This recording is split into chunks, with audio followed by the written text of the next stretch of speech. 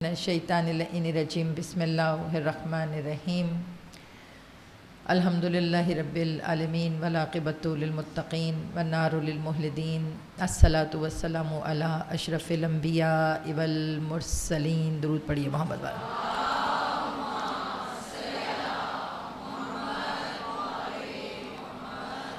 خیر المبشرین والمنذرین نبی المذنبین نبینا ابی القاسم محمد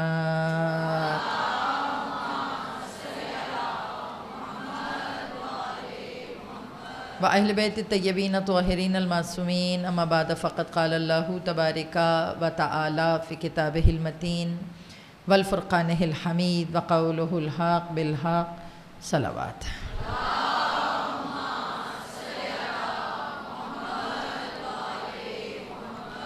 وعجل فرجہم، استقبال محرم کے لیے امام وقت کو ان کی تنہائیوں کا پرسہ دینے کے لیے بآواز بلند صلوات۔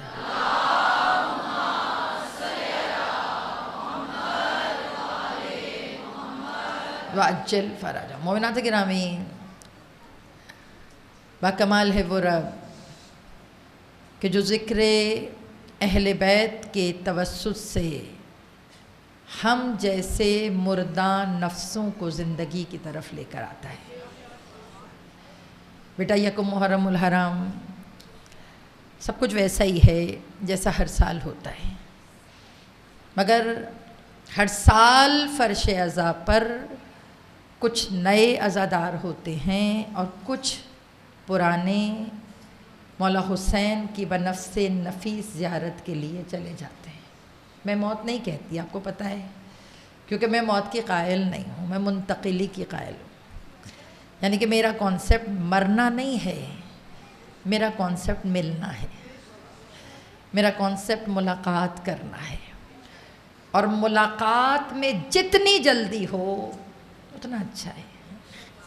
بات مسئلہ نہیں ہے نا۔ تو یہ جو فرش عزا ہے، یعنی کہ میرا مطلب جو محرم الحرام کی آمد ہے، یکم محرم ہر سال میرا اپنا پوائنٹ آف ویو ہے کہ ایک جیسا نہیں ہونا چاہیے۔ روٹین تھوڑی ہے، یہ عادت تھوڑی ہے۔ محرم ایک کیفیت ہے، اور کیفیت تب کیفیت بنتی ہے جب طاری ہو جائے۔ اگر طاری نہ ہو نا، محرم کی کیفیت طاری نہ ہو تو بیٹا عام دن میں اور محرم الحرام میں کوئی فرق نہیں ہے۔ محرم الحرام اس احساس کا نام ہے کہ جو ایک عام بشر کو، ایک عام انسانوں کو ان سے ملا دے جو اولی الامر ہیں۔ یہ فرش عزا ایک ڈوری ہے، ایک لنک ہے۔ اور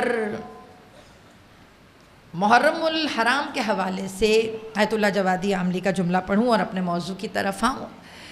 آج کا دن بیسکلی تجدید عہد کا دن ہے، وعدہ کرنے کا دن۔ آج کا دن مطلب ہم آپس کی بات کریں، ہم وہ جو سطحی ایک کانسیپٹ کے ساتھ مجلس میں آتے ہیں کہ ہم نے مولا سے اس دفعہ لے کے جانا ہے۔ بیٹا کوئی تو محرم ایسا ہو جس میں تم سوچ کے جاؤ کہ اس دفعہ مولا کو کچھ دے کے جانا ہے۔ یہ نہ سوچو کہ مولا کو ہم کیا دے سکتے ہیں۔ مولا وہ سب کچھ لیتے ہیں جو آپ خلوص سے دیتے ہیں، جو محبت سے دیتے ہیں۔ بیٹا آج یکم ہے، پہلا محرم ہے، عزا خانوں کی حیت بدلی ہے، امام بارگاہوں کی رونق بنی ہے، آج گھروں کے اوپر علم لہرائے ہیں، آج آپ کے ایک لباس بدلے ہیں، آج آپ کی کیفیت بدلی ہے۔ بیٹا جب سب کچھ بدل گیا تو کچھ بدلنے کا وعدہ بھی حسین سے کرو۔ یکم محرم، آیت اللہ جوادی عاملی کا جملہ پڑھوں۔ آیت اللہ جوادی عاملی کہتے ہیں، ابتدائی مجلس ہے، 9 دن انشاءاللہ ہم نے گفتگو کرنی ہے، 9 دن ہم نے موضوع سخن پہ بات کرنی ہے۔ اس 9 دنوں کے لیے امام حسین سے سپیس مانگو، بیٹا جگہ مانگو۔ مولا سے کہو مولا میری ایک بات یاد رکھنا بیٹے، بارش زمین پہ جتنی مرضی برس جائے، یہ زمین کا ظرف ڈیسائیڈ کرتا ہے کہ بارش سے اگانا کیا ہے۔ یہ میری بات سمجھ لو، جیسی زمین ہوگی فصل ویسی اگے گی۔ یاد ہے مولا کا فرمان ہے، بہت مطلب عام فرمان جو ہر وقت ہم بیان کرتے ہیں ممبر سے کہ ہم اہل بیت کی محبت مثل بارش ہے، کا کیا مطلب؟ کہا جب برستی ہے تو نہیں دیکھتی کہ کافر کے گھر پہ برس رہی ہے کہ مومن کے گھر پہ، اسی طرح برستی ہے بارش۔ جب برستی ہے تو وہ یہ تھوڑی دیکھتی ہے کہ اس کے گھر برسنا ہے اس کے گھر نہیں برسنا، سب کے گھر برستی ہے۔ کہ ہم اہل بیت محمد مثل بارش ہیں، ہماری محبت مثل بارش ہے، ہم برستے سب پہ ہیں، مگر زمین بتاتی ہے کہ اس بارش سے کرنا کیا ہے۔ زرخیز زمین پر برس جائے تو فصلیں لہلہاتی ہیں، نیچے اگر کوڑے کا ڈھیر ہو تو بدبوؤں کا انبار نکل آتا ہے۔ تو یہ نہ سوچئے کہ بارش برس رہی ہے میں نہاؤں گی صاف ہو جاؤں گی۔ اہل بیت کی بارش سے فیضیاب ہونے کے لیے پہلے خود کو زرخیز کرنا پڑتا ہے، پھر فصل نکلتی ہے۔ سمجھ رہی ہیں؟ پہلے خود پہ کام کر کے پھر چادر پہ آئیے۔ دیکھو ایک جملہ کہوں پھر بات کروں آپ سے۔ عزاداری، مجلس، فرش عزا، یہ سب چیزیں بہت پرٹیکولر ہماری زندگیوں میں شامل ہیں، ہے نا بیٹا؟ آیت اللہ جوادی عاملی آپا فرماتے ہیں کہ جب تم عزا خانہ سجاتے ہو، امام بارگاہ ماشاءاللہ بھی آپ نے کام کیا، آپ کی ٹیم نے کام کیا، جہاں جہاں پہ بھی عزاداریاں ہو رہی ہیں پروردگار کروانے والوں کو، کرنے والوں کو، آنے والوں کو، پڑھنے والوں کو طاقت، ہمت، رزق حلال عطا فرمائے، تاکہ یہ ذکر جسے طاغوت روکنا چاہتا ہے یہ ذکر اپنے آب و تاب کے ساتھ چلتا رہے۔ تو یہ آیت اللہ جوادی عاملی کا جملہ وہ فرماتے ہیں، وہ کہتے ہیں کہ جب تم عزا خانہ سجاتے ہو تو سب سے پہلے تمہارے ذہن میں جو سوال اٹھتا ہے کہ کہیں کوئی چیز نجس تو نہیں ہے۔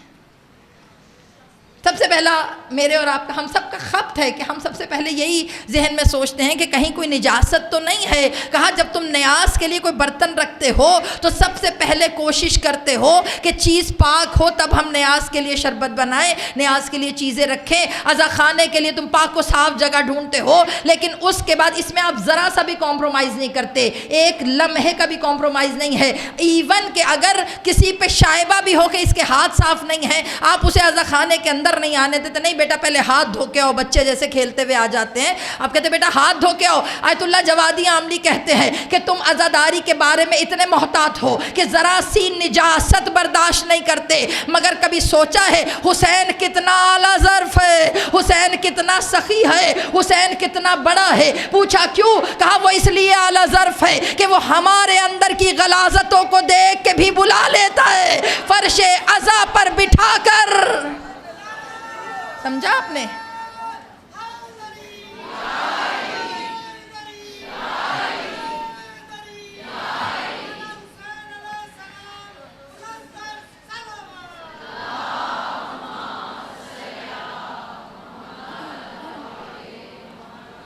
واجل فراجم سمجھ رہے ہیں کہ فرما رہے ہیں کہ امام حسین کا کمال یہ ہے کہ وہ اتنے اعلیٰ ظرف ہیں کہ وہ ہمارے اندر کی نجاستوں کو، بیٹا ہمیشہ میں ایک جملہ کہتی ہوں، نجاست فقط وہ نہیں ہے جو باہر لگی ہوئی نظر آئے، سم ٹائم وہ نجاستیں بھی ہوتی ہیں جو ذہنوں میں چل رہی ہوتی ہیں، سم ٹائم وہ نجاستیں بھی ہوتی ہیں جن سے ہم اپنی آنکھوں کو یوٹیلائز کرتے ہیں، کان ہیں، ہاتھ ہے، بہت سی ایسی نجاستیں ہیں کہ جو دنیا کو نظر نہیں آ رہی، مگر حسین تو تنہائیوں سے بھی واقف ہیں، حسین محفلوں سے بھی واقف ہیں۔ کہا یہ حسین کی اعلیٰ ظرفی ہے کہ ہر چیز کو جانتے ہوئے، ان آنکھوں کے گناہوں کو پڑھتے ہوئے، اس دل کی خباثتوں کو جانتے ہوئے، ان سوچوں کی غلاظتوں کو جانتے ہوئے، ان ہاتھوں کی حرکات کو جانتے ہوئے، ان قدموں کے چلنے کو جانتے ہوئے، پھر بھی تمہیں اجازت دیتے ہیں کہ میری فرش عزا پہ آ جاؤ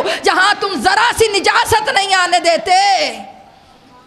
حسین تمہیں اس لیے بلا لیتے ہیں، چلو بلا کے پاک کر دو، لیکن میرا بچہ جب گناہ حد سے زیادہ بڑھ جائے تو کیا خیال ہے اللہ چھوڑ دیتا ہے حال پہ؟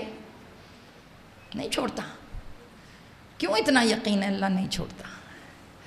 میری جان خدا، دیکھیں ہم جس موضوع پہ چلیں گے نا، انشاءاللہ موضوع مجھے آپ کے حوالے کرنا ہے، سورہ فاطر کی آیہ مبارکہ 9 کو سرنامہ کلام بنا رہی ہوں۔ سورہ فاطر قرآن پاک کا بہت ہی خوبصورت 35واں سورہ ہے۔ اس میں اللہ بات کر رہا ہے، پہلے ترجمہ پڑھوں پھر اس کے بعد عربی کی طرف آتی ہوں۔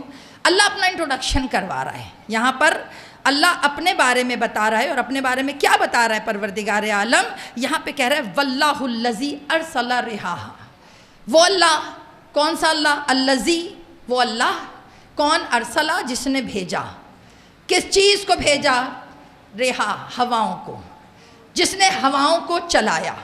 اس کے بعد اللہ آگے بات کر کے کہہ رہا ہے وَتُسِرَ صحابہ، اور بادلوں کو بھیجا، بادلوں کو بنایا۔ ابھی میں خدا کی بات کر رہی ہوں لیکن میرا موضوع تھوڑا سا توحید کے ساتھ ہی ریلیٹڈ ہے۔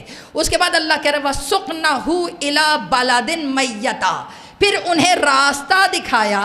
سنیے گا، پہلے ہوا چلائی، پھر اس کے بعد بادلوں کو بنایا، پھر بادلوں کو راستہ دکھایا۔ کس طرف کا راستہ دکھایا؟ کہ إِلَى بَلَدٍ مَيَّتٍ، اس شہر کی طرف کا جو مردہ ہو چکا ہے۔ یعنی کہ اللہ نے بادل بنائے تو بادلوں کو راستہ دکھایا کہ اس شہر پہ جا، وہاں جا کے برس جہاں پہ مردہ ہو چکے ہیں۔ پھر اس کے بعد کیا کہا؟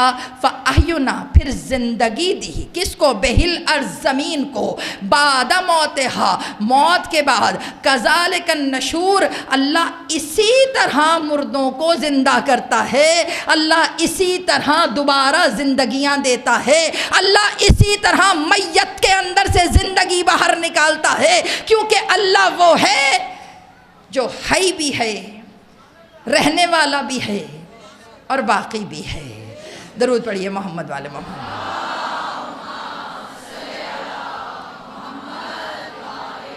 محمد واجل فرجہم، اپنی اپنی صحت و سلامتی کے لیے، مجلس کی قبولیت کے لیے، اور ہمارے علم میں اضافے کے لیے ایک مرتبہ بآواز بلند صلوات۔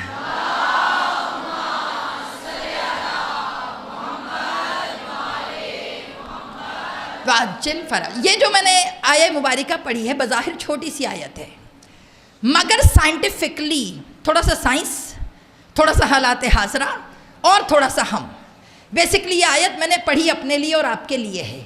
یہاں پر اس آیت کے اندر آیت اللہ محسن قرائتی کہتے ہیں کہ امید ہے، امید کا امید ہے، کیا امید ہے؟ کہ اس آیت کے اندر امید یہ ہے کہ اگر کوئی شہر مردہ ہو جائے نا تو اللہ زمین کو مردہ نہیں رہنے دیتا، بلکہ بادلوں کو کریٹ کر کر اس میں پانی بھر کر ہواؤں کو راستہ بتاتا ہے کہ فلاں شہر مردہ ہے، وہاں جا کے برس، تاکہ وہاں پہ زمین کو زندہ کر دیا جائے۔ تو آیت اللہ محسن قرائتی کہتے ہیں کہ وہ اللہ جو اپنی ایک مخلوق زمین جو کہ بذات خود بے جان ہے اس کو کبھی مردہ نہیں ہونے دیتا، تو وہ اللہ کبھی جیتے جاگتے انسان کو، کہ جس کو بنا کے خدا نے قصیدے پڑھے ہیں کہ میں نے تمہیں کھنکتی ہوئی مٹی سے بنایا، میں نے تمہیں اپنے ہاتھوں سے بنایا، میں نے تمہیں بڑی قدر سے بنایا، میں نے تم میں اپنی روح کو پھونکا، میں نے تمہیں اس لیے بنایا کیونکہ میں قادر مطلق ہوں، واللہ احسن الخالقین، کہ جس کے اتنے قصیدے پڑھے اسے کیسے گناہوں کے حوالے کر کے مردہ ہونے دے گا؟ اللہ نظر رکھتا ہے۔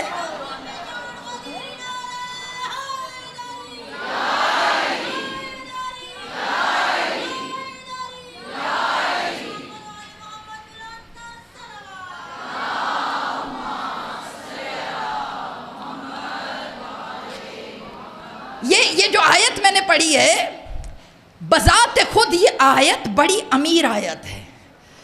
سورہ فاطر مشکلوں کو حل کرنے کی مشکل کشا سورہ، کبھی مشکل پڑھے تو سورہ فاطر پڑھ کے دیکھیں۔ اور بیسکلی فاطر خدا کا لقب ہے، واللہ فاطر السماوات والارض، اللہ فاطر ہے زمین و آسمان کا۔ یہ میں بہت دفعہ پڑھ چکی ہوں اس لیے صرف اشارہ کر کے گزروں۔ فاطر ایک آرٹ آف کریشن آف اللہ ہے، یعنی کہ اللہ کا ایک سٹائل ہے فطر۔ اللہ کے بہت سے سٹائل ہیں، اللہ خلق بھی کرتا ہے۔ اللہ کہتا ہے نا ان الخلقنا الانسان، میں نے انسان کو خلق کیا، یہ اللہ کا ایک انداز ہے خلق کرنا، بنانا۔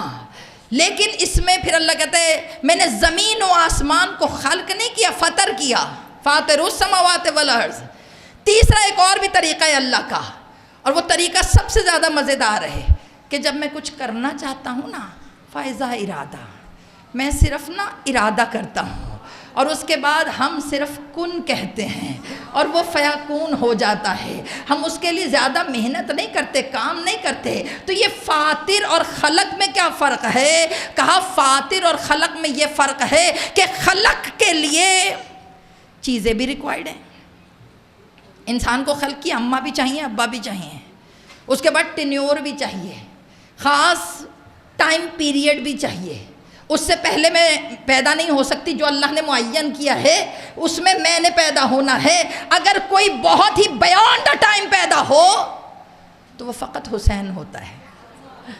ہاں، مولا حسین پورے ٹائم ٹینیور پہ پیدا نہیں ہوئے، مولا کا ٹائم ٹینیور کم ہے، لیکن مولا پیدا ہوئے اور مولا نے ایسا کمال اوج پایا کہ بتایا کہ نحنو آیت اللہ، نحنو وجہ اللہ، ہم اللہ کی آیتیں بھی ہیں، ہم اللہ کی پہچان بھی ہیں۔ تو بیٹا خلق کے لیے چیزیں چاہیے، ٹائم ٹینیور چاہیے، سمجھ رہے ہو؟ فطر کیا ہے؟ زمین و آسمان کتنے دن میں بنایا اللہ نے؟ 6 دنوں میں۔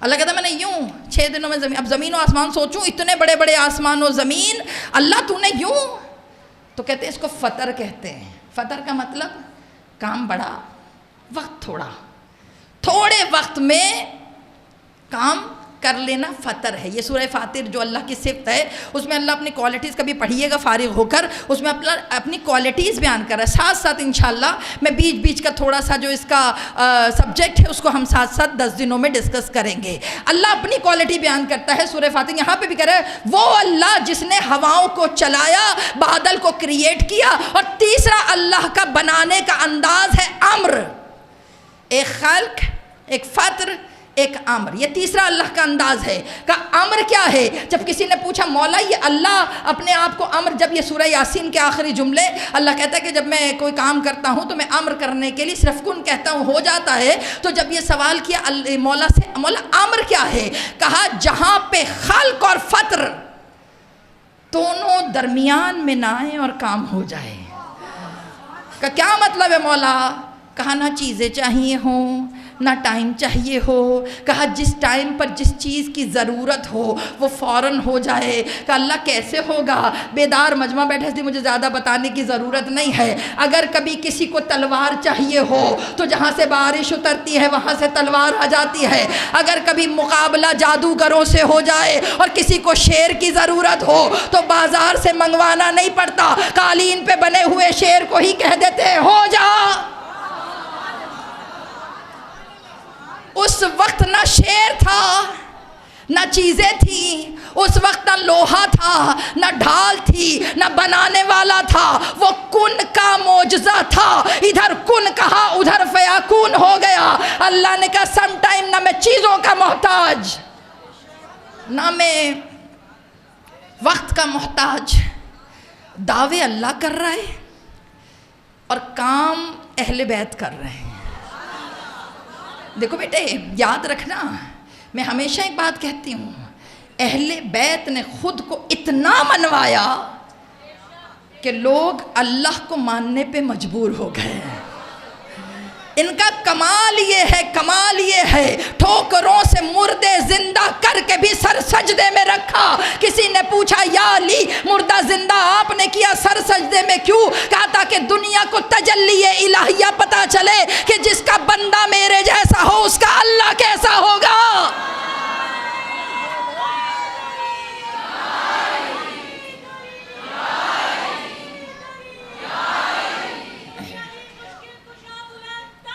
شکریہ۔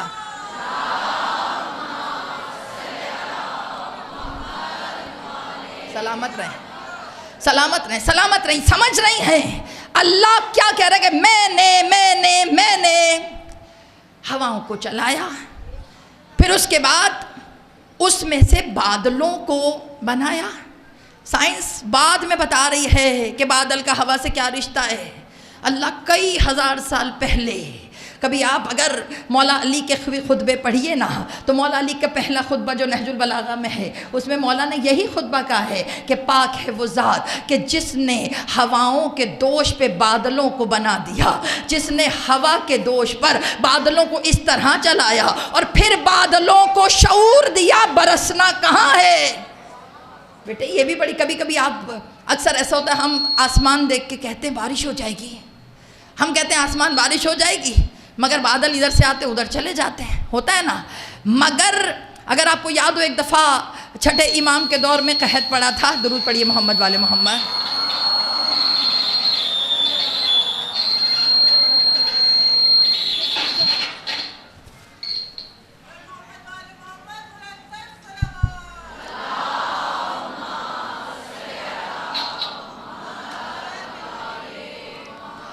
قحط پڑا تھا مولا نے تو مولا کو لوگوں نے جمع کیا تھا۔ توجہ رکھیے گا، کوئی مسئلہ نہیں، یہ سب الیکٹرانکس آلات ہیں، ان کا کوئی اعتبار نہیں ہے۔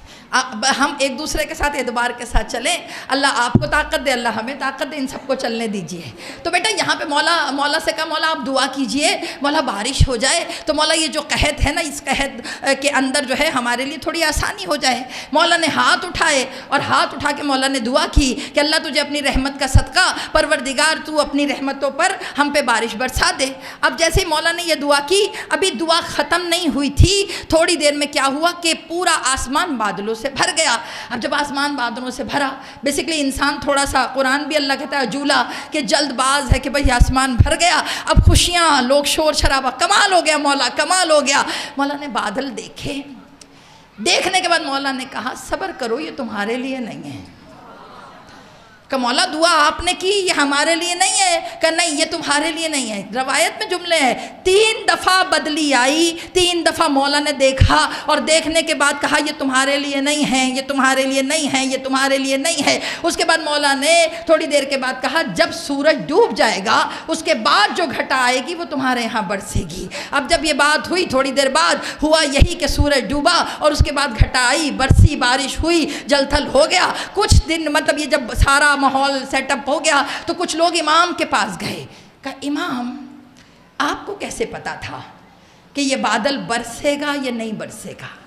یہ تھوڑا سا میں اللہ کی قدرت پڑھ رہی ہوں کیونکہ آپ کو عادت پتہ ہے میری کہ میں پہلے تھوڑا توحید پڑھتی ہوں ہیں۔ جب امام کے پاس آئے، امام سے کہا مولا آپ کو کیسے پتا کہ یہ بادل برسے گا یا نہیں برسے گا؟ مولا نے بہت بڑا جملہ کہا جو نہج البلاغہ میں مولا علی نے بھی کہا ہے کہ پاک ہے وہ اللہ کہ جو بادلوں کو بتاتا ہے، حکم دیتا ہے کہ جانا کہاں ہے۔ اور اسی آیت میں اللہ نے کہا پھر بادلوں کو بتایا کہ اس نے برسنا کہاں ہے۔ تو مولا نے بہت خوبصورت جملہ کہا جب اللہ ان پر حکم نازل کرتا ہے نا تو ہمیں پتہ ہوتا ہے کہ کون سا بادل کس جگہ پہ جانا ہے۔ کہا پروردگار عالم کی آواز یا حکم کا جو انداز ہے آپ تک آتا کیسے ہے؟ کہا ہم وہ ہیں کہ جو خدا کے کن کو فیاکون کرتے ہیں۔ دیکھیں اللہ کو کسی کی ضرورت نہیں ہے۔ میں آپ کو بات کہوں نا کہ ولایت اہل بیت سننی ہو نا تو کسی پڑھے لکھے سے سنو تاکہ تمہیں اللہ بھی نظر آئے اور علی بھی نظر آئے۔ یہ یاد رکھیے گا دونوں لازم و ملزوم ہیں ایک دوسرے کے ساتھ۔ اب یہاں پر جو ہم بات کر رہے ہیں، اب آپ سوچیں گی کہ یہ میں نے آیت کیوں پڑھی؟ کہ بادل برسے، اللہ حکم دیتا ہے کہ اس کو مردہ شہر کی طرف جاؤ، اور جب یہ مردہ شہر کی طرف جاتا ہے تو اللہ اس کو برساتا ہے۔ برسانے کے بعد اس میں دوبارہ زندگی پھوٹتا ہے۔ اب یہاں پر ایک اور بات، سورہ یاسین ماشاءاللہ آپ سب پڑھتے ہیں، بہت زیادہ پڑھتے ہیں۔ سورہ یاسین کی اگر میں غلط نہیں ہوں تو آیہ مبارکہ 80، جس میں اللہ بات کرتا ہے کہ ہم نے جلتے ہوئے سبز درخت میں سے آگ کو نکالا۔ وہ جب آگ نکالتا ہے اللہ، تو اللہ نے کہا کہ میں نے آگ کو شجر میں سے نکالا۔ کون سا منظر ہے یہ؟ جب حضرت موسیٰ کوہ طور پر گئے تو اللہ تعالیٰ نے دہکتا ہوا شعلہ درخت میں سے نکالا۔ اب حضرت موسیٰ درخت دیکھ رہے ہیں، درخت گرین ہے، سبز ہے، بیدار رہیے گا۔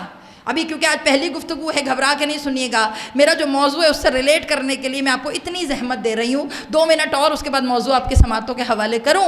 تو جب حضرت موسیٰ نے درخت دیکھا تو ہرا تھا، اس میں سے جب آگ پھوٹی تو اللہ نے کہا ہم نے ہرے بھرے شجر میں سے آگ کو نکالا. اب جب شجر میں سے آگ کو نکال رہا ہے، میری ساری بچیاں، میری بیٹیاں، میری مائیں، آپ مجھے بتائیے درخت گرین کب ہوتا ہے؟ جب اس کی جڑ میں پانی ہو. اگر پانی خشک ہو جائے تو بیٹے جڑ خشک ہو تو درخت بھی آٹومیٹکلی گرینری ختم ہو جاتی ہے. تو ثبوت ہے کسی بھی درخت کے سبز ہونے کا کہ اس کے نیچے ذخیرہ موجود ہے پانی کا. اللہ نے کہا اب میری مرضی ہے کہ پانی آگ بجھاتا ہے، مگر جب میں چاہوں تو اسی پانی سے آگ بھی جلا سکتا ہوں. پتہ چلا خدا ان کاموں پہ وہاں جا کے کام کرتا ہے جہاں پہ انسان کی سوچ تھک جاتی ہے. اگر میں کہوں مجھے کسی ایسی جگہ پہ بھیج دیجئے جہاں پر آکسیجن نہ ہو، آپ کہیں گے باجی 10 منٹ زندہ رہیں گے، اس کے بعد تو ختم. 10 منٹ بہت زیادہ ہے، یعنی 3 سے 4 منٹ زندہ رہیں گے، اس کے بعد آپ اللہ کو پیاری ہو جائیں گی. اللہ کی آوازیں ایسی باتیں نہ کیا کر. کبھی تو نے حضرت یونس کو مشرق میں ماہی میں نہیں دیکھا کہ کتنے سمندروں کی گہرائی میں ہم زندہ رکھنا چاہ رہے ہیں. پروردگار عالم تو چاہتا کیا ہے؟ اللہ کی آواز آئی، تو نے کیا حضرت عیسیٰ کی پیدائش کو نہیں دیکھا؟ ہم نے بغیر مادر کے، بغیر باپ کے ان کو پیدا کر دیا. اس کے بعد تیسرا جملہ اللہ نے کہا کہ کیا تو نے ابراہیم کو نہیں دیکھا؟ ہم نے بارش نہیں برسائی، ہم نے ہوا نہیں چلائی، ہم نے جلتے ہوئے شعلوں پہ ابراہیم کو بٹھا دیا. میں نے کہا اللہ تو کرنا کیا چاہ رہا ہے؟ کہا بتانا چاہ رہا ہوں چیزیں میری تابع اس حد تک ہیں کہ میں فطرت مردہ چیزوں کی بدل سکتا ہوں. تو تم انسان کیا چیز ہو جو بدلنا چاہے میں ان کی فطرتیں بدل سکتا ہوں. یہ ہے خدا. بیٹا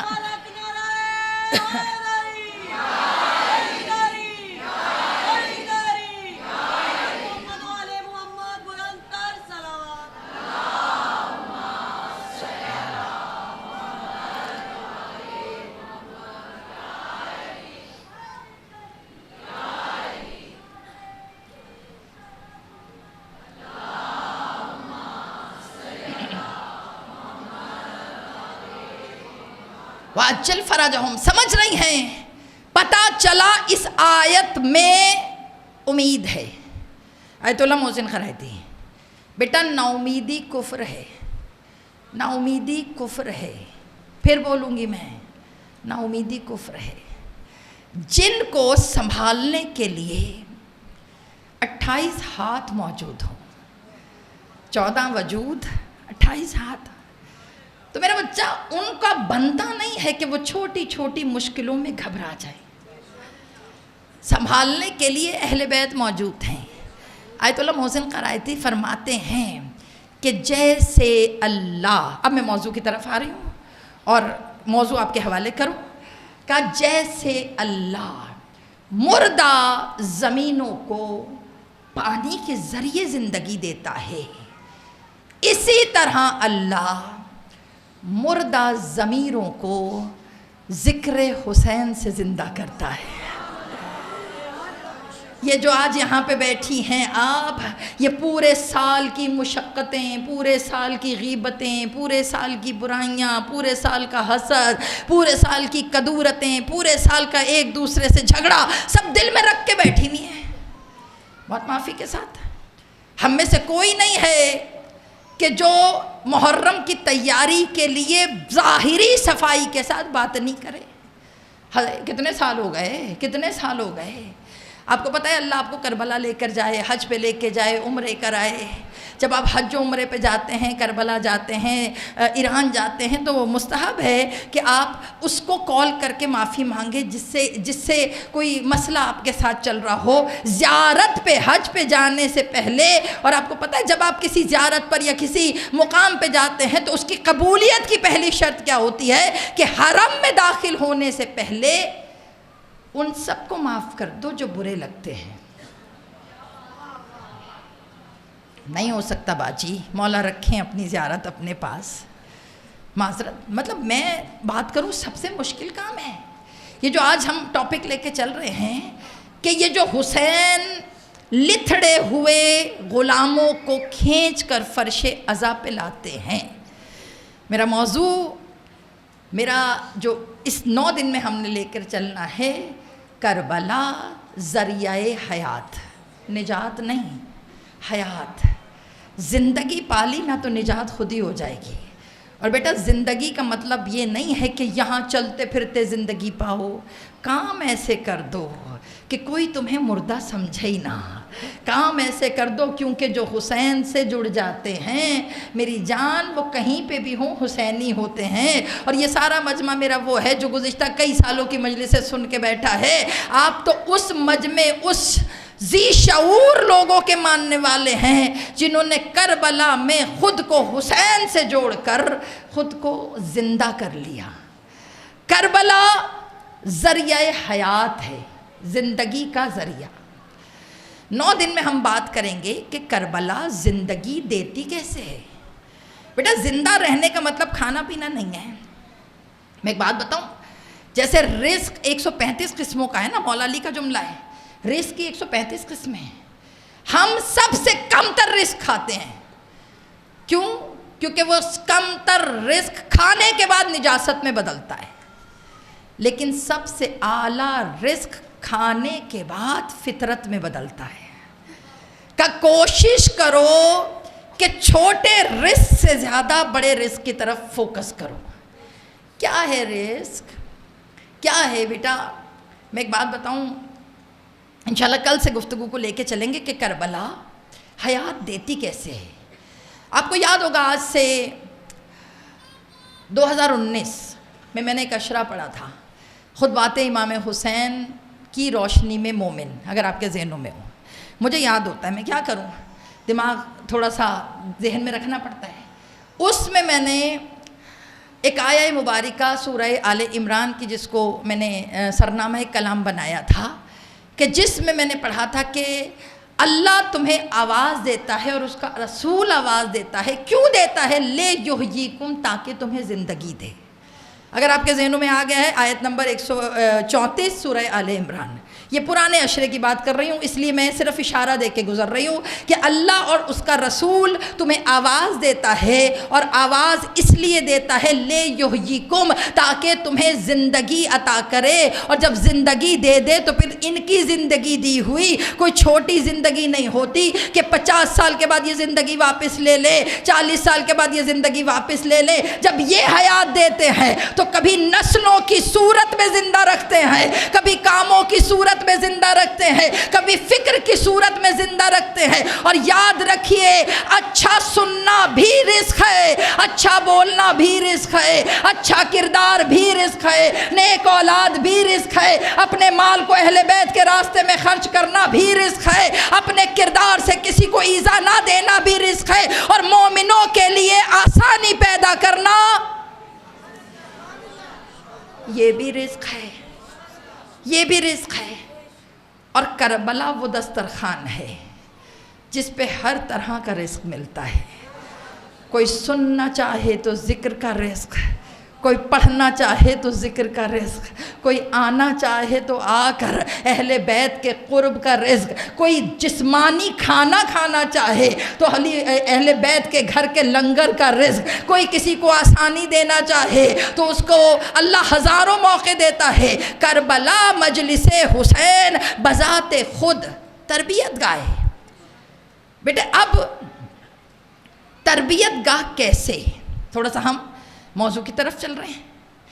حسین چاہتے کیا ہیں؟ پہلا کوسچن دیکھو بیٹا، میں ایک عالم دین کی کتاب پڑھ رہی تھی، اس میں جملہ لکھا، کربلا سے دوستی کر لو۔ اب کربلا سے دوستی، کربلا تو ایک زمین ہے۔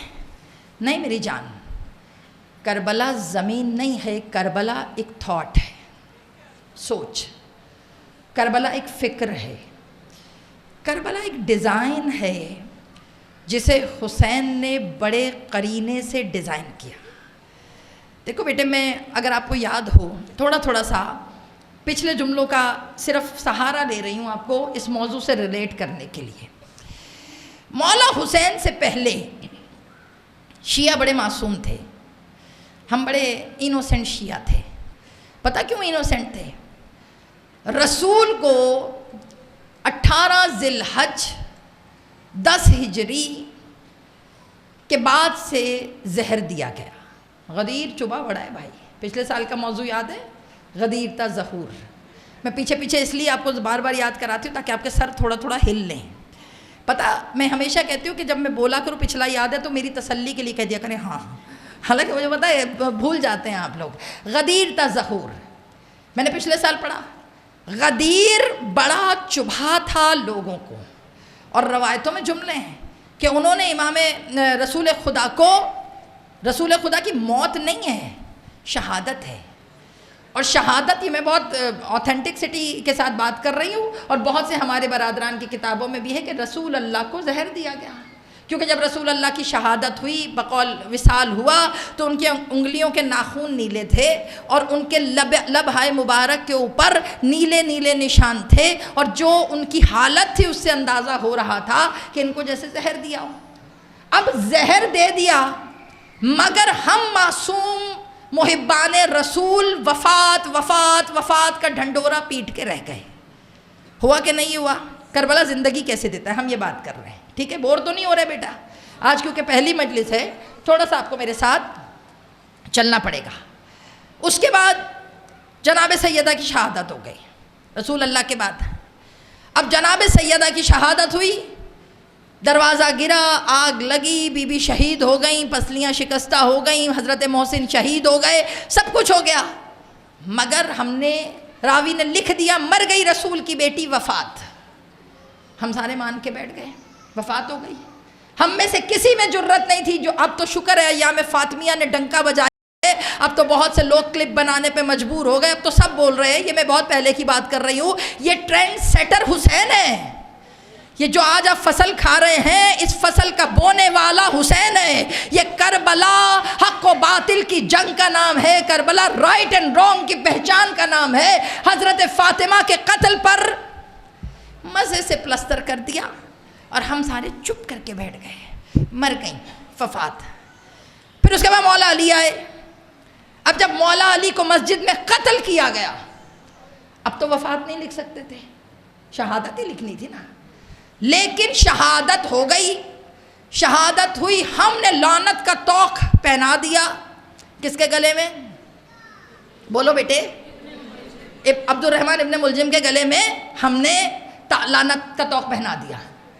اب وہ مر گیا ابن ملجم لعنتیں کھا کھا کر، مگر ابن ملجم کو اگر آپ دیکھو نا، وہ تو ایک کرائے کا قاتل تھا کہ جس کو کچھ اٹریکشنز دے کر، کچھ چیزیں دے کر، کچھ باتوں کو ساتھ ملا کر اس کو کہا تھا فلاں کو مارو، فلاں سے تمہاری شادی کر دیں گے۔ اس کی اٹریکشنز تو علی تھے ہی نہیں۔ معافی کے ساتھ عرض کر رہی ہوں، اس کا ٹارگٹ تو مولا علی تھے ہی نہیں، اس نے تو ٹارگٹ کسی اور چیز کو کیا تھا، دولت کو اور اس کے بعد شادی کو۔ اس کا ٹارگٹ تو یہ تھا، ابن ملجم کو قاتل بنا لیا، مگر جس نے پیچھے لالچ دی ہمیں تو پتہ ہی نہیں کہ اصل قاتل ہے کون۔ اس کے بعد امام حسن مجتبیٰ کا دور آیا، ان کو زہر دیا گیا، بیوی نے زہر پلا دیا، جودہ ابن اشد پہ ہم نے لعنت کا توق ڈالا، ہم نے کہا جودہ پہ لعنت، امام حسن کو قتل کیا، مگر کبھی کسی نے نہیں سوچا کہ جودہ تک زہر شام سے پہنچایا کس نے پہنچایا؟ جودہ ابن اشد کو اپنے بیٹے کے ساتھ شادی کی لالچ دی کس نے؟ اور اس کے بعد یہ کہہ کے اس کے منہ پہ تماچا کس نے مارا کہ جو رسول کے نواسے کی نہیں ہوئی وہ میرے نااہل بیٹے کی کیا ہوگی؟ سمجھ رہے ہو؟ یہ بچیوں کے لیے بات کر رہی ہوں، میری مائیں بہت سمجھدار ہیں، گھبرا تو نہیں رہے موضوع سے۔ اب جودہ قاتل ہو گئی، ابن ملجم قاتل ہو گئے، جناب سید ہو گیا، اور جناب سیدہ کی وفات ہو گئی، رسول اللہ کی وفات ہو گئی۔ اب اس کے بعد بچے امام حسین علیہ السلام پنجتن میں۔ امام حسین نے کہا اب یہ ٹرینڈ نہیں چلے گا، اب نہیں چلے گا۔ یہ جو یزید کے فالوورز کہ جن کے خوابوں میں آ کر حضرت یزید رحمت اللہ بنتے ہیں، اور جو آ کے کہتے ہیں کہ اللہ نے مجھے بخش دیا، رسول اللہ نے مجھے بخش دیا، اس لیے مجھ پہ کوئی لعنت نہ کرے۔ میری جان، جب تک دلوں میں حسین رہے گا تب تک یزید پہ لعنت رہے گی۔ یزید پر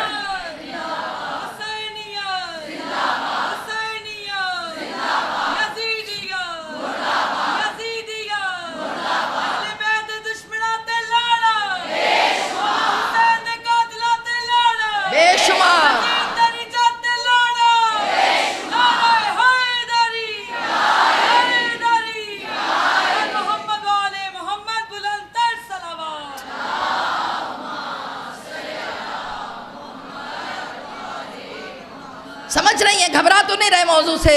مولا حسین نے کہا نہیں، انف، اب یہ نہیں ہوگا۔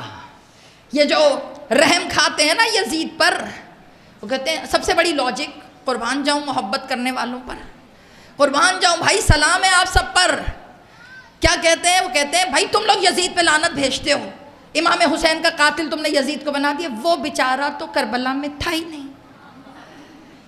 یہی تو حسین کی اسٹریٹجی تھی، یہی تو حسین کا مقصد تھا، یہی تو حسین کا کمال تھا کہ کربلا میں وہ بیچارہ نہیں تھا۔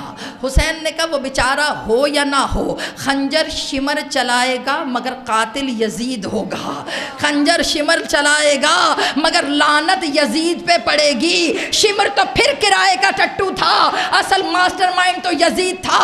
حسین نے عجیب انداز کیا، اب کی دفعہ نقابیں پڑھنے نہیں دوں گا، اے اماں اے فاطمہ کا لال کا وعدہ، اماں آپ کے قاتل چھپ گئے مگر اماں اپنے قاتل کو عیاں اس لیے کروں گا تاکہ آپ کے قاتلوں کی نسلوں کے پردے اٹھ جائے، کربلا نسلوں کو چھاننے کا مرحلہ۔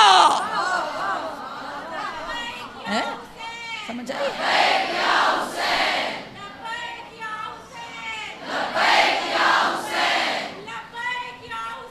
مل کر جیے جیے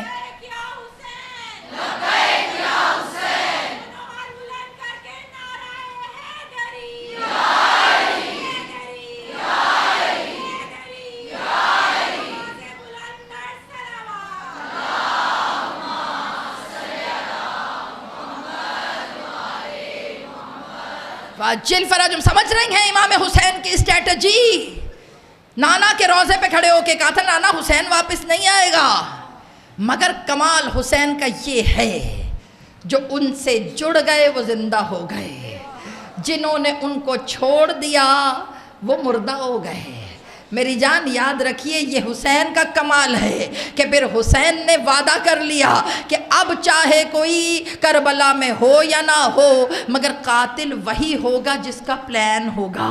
یزید کا پلان ہے نا، یہ آسان کام تھوڑی تھا، یہ آسان نہیں تھا۔ انہوں نے بڑے پردے ڈالے کہ بھئی کربلا میں تو تھے ہی نہیں یزید، وہ تو بیچارہ شام میں تھا، وہ تو روتا رہتا تھا، اس نے تو خواب میں بھی آ کے مجھے بتا دیا کہ میں تو اپنے اس پہ نادم ہوں اور میں تو اللہ نے مجھے معاف کر دیا، تو تم مسلمانوں سے کہو مجھ پہ تبرہ نہ کیا کریں۔ اللہ زندگی دے قبلہ قیل الغروی صاحب کو انہوں نے بہت پیارا جملہ کہا، انہوں نے کہا ہم آپ کے خواب کی بہت عزت کرتے ہیں، آپ کے خواب میں آ کر رسول اللہ نے کہا میں نے معاف کر دیا یزید کو، اور جب معاف ہو گیا یزید تو انہوں نے کہا ہماری بڑی قدر ہے، لیکن ایک بات کی ہمیں تسلی ہو گئی کہ جو اللہ، جو قاتل حسین یزید ہے، جس نے سارا پلان کیا وہ یزید، جو اللہ ایک قاتل کو معاف کر سکتا ہے تو وہ ہم چھوٹی موٹی لعنت بھیجنے والوں کو بھی معاف کر دے گا۔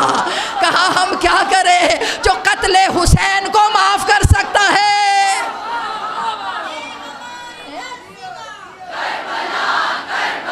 جیو جیو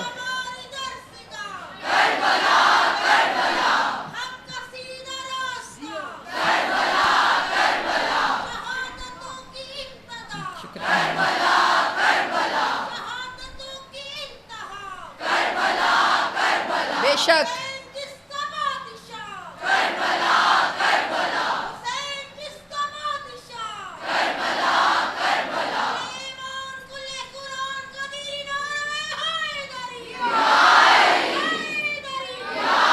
جیے جیے جیے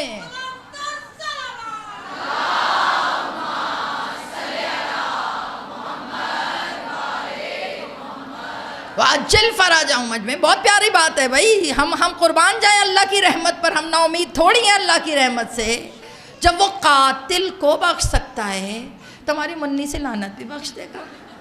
ہم اللہ کے سامنے کہہ دیں گے اللہ بھائی معاف کر دے، اللہ معاف کرنے والا ہے، تو جب تک زندہ ہے تب تک تو بھیجنے دو نا، ہے تو مسئلہ کوئی نہیں ہے میری جان۔ کربلا زندگی ہے، یہ ہم جیسے مردہ وجودوں کو حسین بلا کے زندہ کرتے ہیں۔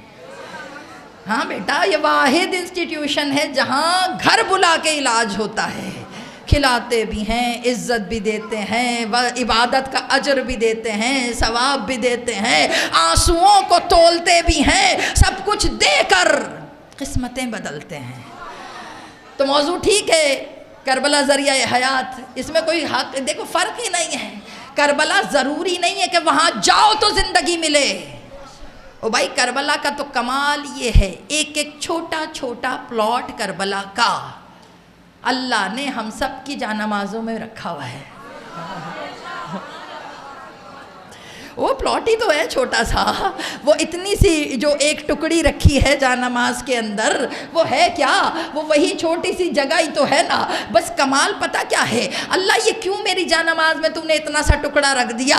تو اللہ کی آواز آئی، میں یہی چاہتا ہوں جہاں میرے حسین نے سجدہ کیا تم سب وہیں سجدہ کرو، زمین وہی ہو، کیونکہ کربلا کا ہر ذرہ متصل ہے کربلا کی خاک کے ساتھ. ہم سجدہ یہاں کرتے ہیں، ملتا حسین سے ہے. شکریہ.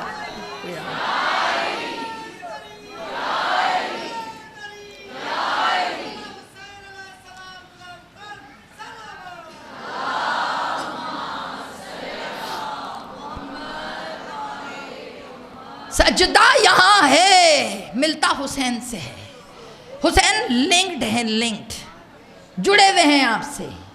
آپ بے شک بھول جائیں پورا سال مولا کو، مگر میری جان حسین آپ کو نہیں بھولتے، پکڑ کے رکھتے ہیں حسین، پکڑ کر. محرم آتا ہے نا تو آپ کو محرم طاری نہیں کرنا پڑتا، نہیں کرنا پڑتا. یہ میں چیلنج سے کہہ رہی ہوں. کیوں؟ کیونکہ آپ کا دل جڑا ہوتا ہے حسین سے. ابھی جیسے 29 کو منتظر تھے چاند کے، مگر 30 کو نکلا، یہی ہوا. لیکن ایمانداری سے بتائیے، پھر چاہے چاند 29 کو نکلتا یا 30 کو، ہم آمادہ تھے حسین کے استقبال کے لیے. ایک دن اور مل گیا، ایک دن اور آپ نے مولا کی آمد کی تیاری کی. لیکن قسم کھا کے بتاؤ، دل بھاری بھاری تھا یا نہیں تھا؟ محرم آنے لگتا ہے نا تو گھبراہٹ، پتہ نہیں، میں شاید اگر غلط کہوں تو مجھے معاف کیجیے گا، مگر گھبراہٹ ہوتی ہے. کام بھی ہو رہے ہوتے ہیں، بازار بھی جا رہی ہیں، یہ بھی کر لوں وہ بھی کر لوں وہ بھی کر لوں، ہوتا ہے، سب کچھ ہوتا ہے، مگر اندر ایک بے چینی ہوتی ہے. کیوں ہوتی ہے؟ بیٹا جب یہ چاند نکلتا ہے نا محرم کا، اس چاند کو دو لوگوں نے مختلف کیفیتوں میں دیکھا. آپ نے کل دیکھا چاند، مطلب اس طرح نہیں دیکھا، مگر نظر تو پڑی نا، سوچا تو کہ چاند نکلا. یہ چاند دو لوگوں نے دو کیفیتوں میں دیکھا. ایک مدینے میں صغرا نے، اور دوسرا حسین نے کربلا کے راستے میں. جانتی ہو کربلا کے راستے میں یہ چاند دیکھا. بیٹا یہ جو محرم کا چاند ہے نا، جناب زینب کہتی ہیں جب یکم محرم کو فرش عزا پہ آیا کرو تو اس طرح آیا کرو جیسے اجڑی سکینہ شام چھوڑ کر یکم محرم کو کربلا آ جاتی ہے. اور بی بی ہمیشہ روایتوں میں جملے ہیں، بہت سے علماء عرفا نے دیکھا کہ ایک 4 سال کی بچی ہے، بابا کے روضے پہ بیٹھی ہے. بیٹا بیٹیاں کبھی نہیں بھولتی، بیٹیاں باپ کا وہ لمس کبھی نہیں بھولتی، بیٹیاں باپ کا وہ بوسہ کرنا کبھی نہیں بھولتی. عزاداروں محرم الحرام، محرم الحرام وعدے کا مہینہ، بغیر شرمائے ہوئے آج مولا سے کہیے مولا ہم آئے ہیں، مولا آپ کی غربت کا پرسہ دینے کے لیے، مولا غربت کا پرسہ دینے کے لیے. عزاداروں ایک جملہ. بیٹا شہادت حسین کی کب ہوتی ہے؟ عاشور کو، 10 محرم. مگر گریہ ہم چاند رات سے شروع کر دیتے ہیں. کسی کو میں بتاؤں تمہیں کہ ہمیں تو مجلس میں جانے کی بھی ضرورت نہیں ہوتی. کبھی کبھی اکثر جب میں کبھی مجلس کی تیاری کر رہی ہوں نا، مصائب پڑھتی ہوں نا کتابوں سے، ایک مجلس گھر میں ہو جاتی ہے. میری جان کیسے دل پتھر کر لیں مجھے بتائیں، یہ کتابیں تھوڑی ہیں. جب ہم اکبر پڑھتے ہیں نا، عزاداروں حسین کا چہرہ یاد آتا ہے. عزاداروں جب سکینہ پڑھتے ہیں تو حسین کا چہرہ یاد آتا ہے. جب صغرا پڑھتے ہیں تو حسین کا چہرہ یاد آتا عزادارو کیسے دل پتھر کریں. مومنات گرامی، دل جڑا ہوتا ہے آپ کا حسین سے، جڑا ہوتا ہے. ایک سوال کیا کسی نے چھٹے امام سے، مولا سے آ کے سوال کیا کہ مولا ایک سوال پوچھو. مولا نے کہا سوال پوچھو. کہ مولا ہر شہید جب مرتا ہے تو اس پہ گریہ ہوتا ہے، شہادت ہوتی ہے تو اس پہ روتے ہیں. مولا آپ کے جد کی شہادت تو 10 کو ہے، مگر مولا چاند رات سے ہی دل بزنی کیوں ہو جاتا ہے؟ یہ میری ساری بہنیں اس بات کی گواہی دو گے کہ جب تم علم پٹ کے سجاتے ہو نا عزا خانے میں تو تمہارا دل گھبرانا شروع ہو جاتا ہے. کبھی تم نے سوچا تم تو خالی علم سجا رہے ہوتے ہو، جس نے عباس سجایا ہوگا، جس نے علی اکبر سجایا ہوگا، عزادارو اس کے دل کی کیا کیفیت ہوگی. مومنات گرامی، محرم کے پرسے کا یہ حق ہے. علماء کہتے ہیں کہ جب یکم محرم کو پرسا دیا کرو تو مجلس ختم ہونے کے بعد ایک دوسرے سے گلے مل کے پرسا دیا کرو. کہا کس لیے؟ کہا درمیان میں کچھ بیویاں بیٹھی ہوتی ہیں جنہیں کسی نے گلے مل کے پرسا نہیں دیا. کہا تم ایک دوسرے کو پرسا دے کے کہا کرو ہائے ہماری یتیمی کا پرسا، ہائے ہماری غریبی کا پرسا. کہا محرم الحرام ہم سب کی یتیمی کا دن ہے بیٹا، یہ ہماری یتیمی کا دن ہے. یاد رکھو میں ہمیشہ مولا حسین سے یہی دعا کرتی ہوں، مولا آنسوؤں کو خالص کر دیجئے. مولا جب روئے نا ہمیں اپنے بابا یاد نہ آئے، مولا ہم روئے نا ہمیں اپنا جوان یاد نہ آئے، مولا ہم آپ کے علی اکبر کو روئے، مولا ہم سکینہ کی یتیمی کو روئے. عزادارو مولا سے سوال کیا، مولا یہ بہت احسن روایت ہے کہ مولا دل بھاری کیوں ہو جاتا ہے؟ مولا دل بھاری کیوں ہوتا ہے؟ مولا شہادت تو عاشور کو ہوئی ہے، مولا گھبراہٹ تو عاشور سے شروع ہونی چاہیے. مولا یہ 10 دن پہلے سے ہماری کیفیت کیوں بدل جاتی ہے؟ مولا نے بڑا پیارا جملہ کہا. مولا نے کہا یہ محبت کی طہارت ہے جو تمہیں میرے جد سے جوڑتی ہے. اور بیٹے جملہ سنو گے، کہا جب چاند محرم کا نکلتا ہے نا تو اللہ ملائکہ کو حکم دیتا ہے کہ حسین کے پھٹے ہوئے کرتے کو آسمان پہ لہرا دو. حسین کا پھٹا ہوا کرتا جس پہ جا بجا تلواروں کے نشان، جس پہ جملہ تھا السلام علیکہ یا زینبا، کہا اس کو لہرا دیا کرو. کہا ملائکہ لہراتے ہیں، مومنوں کا دل گھبرانا شروع کر دیتا ہے. کہا یتیمی کا دن میری بیٹیوں، جملہ سننا. عزادارو چاند دیکھا 2 لوگوں نے، آج رات کو دیکھ کے آئے ہو نا. میں صرف 2 جملے پڑھوں گی، زیادہ زحمت نہیں، آپ کو پتا ہے. ایک سغرا نے مدینے میں، ایک حسین نے کربلا کے راستے میں. اب کربلا کے راستے میں حسین چاند دیکھ رہے ہیں، سغرا نے مدینے میں دیکھا. اب دونوں کے جملوں میں فرق ہے. سغرا نے چاند دیکھا، دیکھ کے کہا دادی مبارک ہو، محرم کا چاند نظر آ گیا. ارے سغرا نے مبارک بادی دی، ادھر حسین نے چاند دیکھا. عباس قافلہ روک دو، عباس قافلہ روکو. ہاتھ اٹھائے کہ عباس آؤ چاند دیکھنے کی دعا پڑھے. عباس قریب آئے، ہاتھ اٹھا کے دعا پڑھی، رو کے کہا انا للہ. عباس پڑھے انا للہ. عباس اجڑنے کا دن آ گیا، عباس کربلا کا دن آ گیا، عباس میرے اکبر کی شہادت کا دن آ گیا. عزادارو رو کے کہو ہائے حسین، آج ہم آئے ہیں مولا، ہم آپ کی شہادت کا پرسا، مولا آپ کی غربت کا پرسا. علی لعنت اللہ.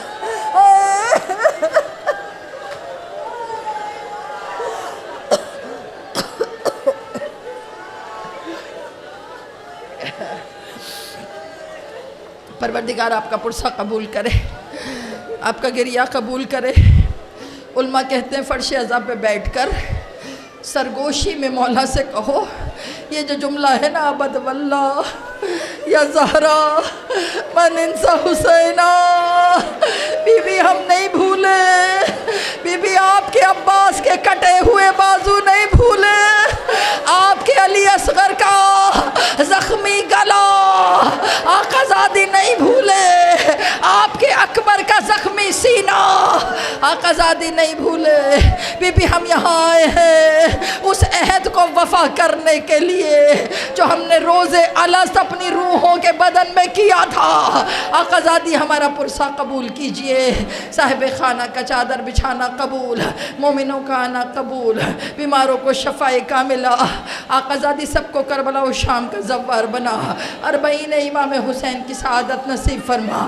بار الہ ان راستوں پہ چلنے کی توفیق دے جہاں ننھی سکینہ بابا کو ڈھونڈتی ہوئی گزر گئی۔ مولا زواروں کے لیے آسانیاں پیدا فرما۔ اے میرے پالنے والے، ہماری تمام دعاؤں سے بڑھ کر دعا امام وقت کے ظہور میں تعجیل فرما، ہمیں اور ہماری نسلوں کو ان کے ناصران میں شمار فرما، اور ہمیں ظہور کے راستے آسان کرنے والوں میں شمار فرما۔ ربنا تقبل منا انک انت السمیع العلیم۔ ماتم حسین۔